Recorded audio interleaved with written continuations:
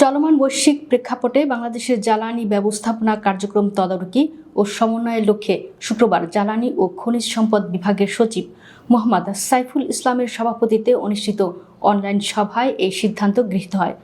সভার সিদ্ধান্তে বলা হয়, দেশের সকল পেট্রোল পাম্পের জন্য একজন ট্যাগ অফিসার নিয়োগ করতে হবে। ঢাকা ও চট্টগ্রাম মেট্রোপলিটন এলাকায় বিপিসি ট্যাগ অফিসার নিয়োগ করবে। ঢাকা ও চট্টগ্রাম মেট্রোপলিটন এলাকা ব্যতীত জেলা ও বিভাগীয় শহরে সংশ্লিষ্ট জেলা প্রশাসক ও উপজেলা পর্যায়ে উপজেলা নির্বাহী অফিসাররা তাদের অধিক্ষেত্রাধীন প্রতিটি পেট্রোল পাম্পের জন্য একজন সরকারি কর্মকর্তাকে ট্যাগ অফিসার হিসেবে নিয়োগ করবেন। ট্যাগ অফিসাররা জ্বালানি ও খনিজ সম্পদ বিভাগ বিপিসি নির্ধারিত পদ্ধতিতে কাজ করবেন ও দৈনিক প্রতিবেদন দেবেন।